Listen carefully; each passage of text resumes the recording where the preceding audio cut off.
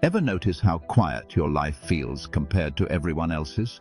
Their group chats are buzzing, their weekends packed, their feeds full of smiling faces, and your phone just sits there.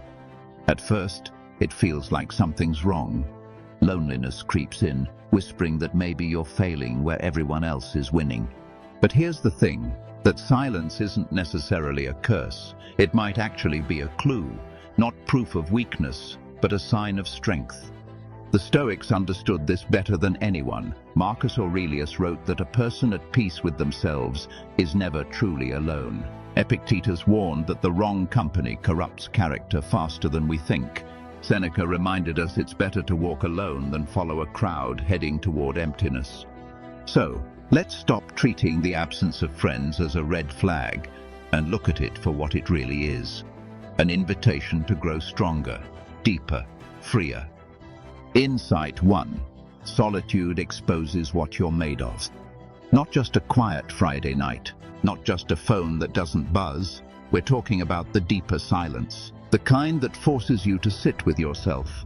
That reveals whether you are enough without applause, without distraction, without someone constantly affirming you. This is where philosophy steps in. Epictetus said, "When you are delighted with anything, be prepared to be deprived of it." Friends, like everything else, are on loan from fortune.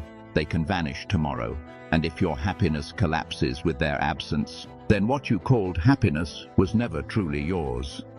Solitude is a test, not a punishment. It strips away the noise and leaves you face to face with the raw shape of your soul. Will you crumble, or will you forge yourself into something unshakable?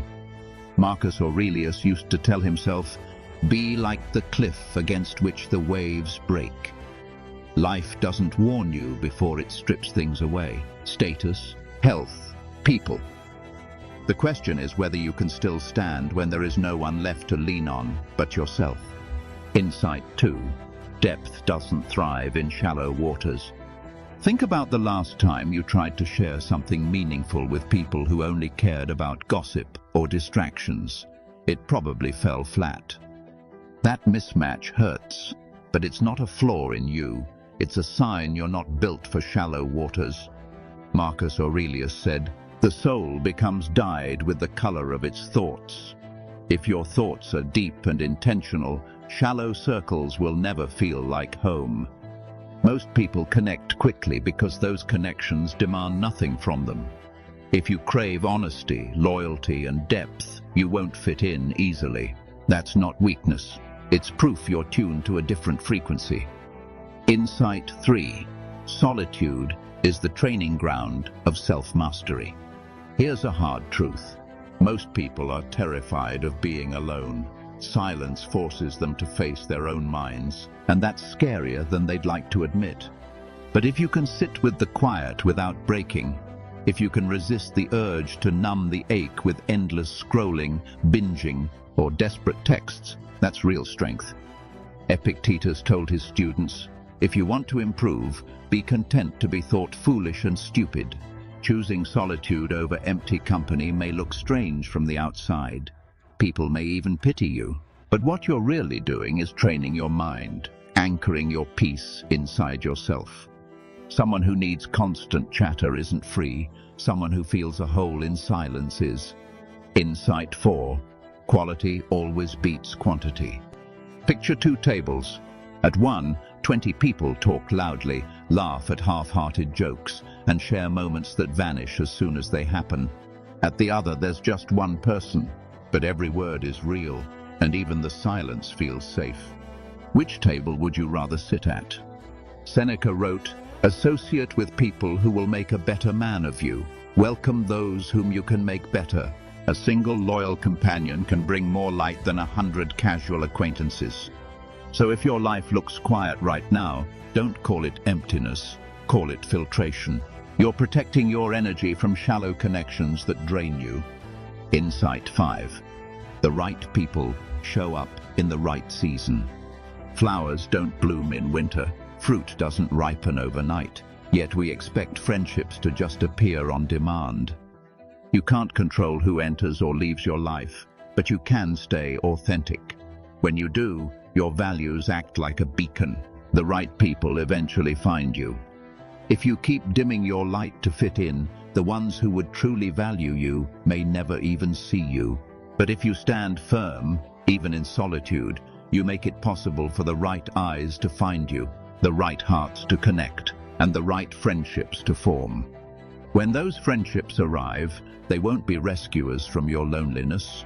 They'll be companions to your fullness. The work of solitude. Musonius Rufus said, "Philosophy isn't about words, it's about practice. And solitude is where that practice happens." It's in the evening, when you're tempted to drown your thoughts in noise. It's in the morning, when you wake with the weight of emptiness, but still choose to act justly, train your body, and strengthen your mind. This work isn't about shutting the door on others. When friends return, or new ones appear, you welcome them gladly. But you don't beg. You don't cling. Your peace of mind is no longer hostage to their presence. Epictetus would tell his students, "When you kiss your child, say to yourself that you are kissing a mortal." The same is true of every person we love. To remember this is not to love less. It is to love more purely, without desperation. And there's a paradox here. By becoming less dependent on friends, you actually become a better friend. You no longer demand that they complete you. You are free to give instead of take, to walk beside instead of leaning on them, turning isolation into strength. This is the choice. Isolation can be a prison, or it can be a forge. The difference lies in your judgment. The Stoics taught that destructive emotions, anger, fear, grief, are the result of false beliefs. We feel broken, not because we're alone, but because we believe aloneness is a curse. Change the belief, and the emotion loses its grip. When you feel the sting of solitude, remember, this pain is the hammer striking the metal. You are being shaped into someone rare, someone who can stand even when no one stands with them. History remembers those who stood alone. Socrates drinking the hemlock rather than betray his principles. Cato opposing Julius Caesar even as Rome mocked him. Marcus Aurelius wrote to himself in the dark hours while plague tore through the empire. They knew the weight of isolation, but they turned it into fuel, and so can you. In the end, the lack of friends means you are left with the only companion you are guaranteed from birth to death, yourself. If you can make that relationship a good one, if you can look in the mirror without turning away, you have built something no loss can shake. Friends will come and go, as all things do. When they do arrive, greet them with gratitude, not need. Love them as a free person, not as a beggar clutching for belonging. Your quiet life is not proof that you are broken. It's proof that you refuse to settle, that your light is too strong to be hidden in shallow crowds, that you know peace in solitude is better than chaos in the company. So let the world be silent.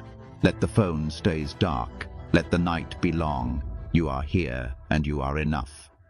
And tomorrow, when the sun rises, you will rise with it, steady, unshaken, and ready to face life as it is.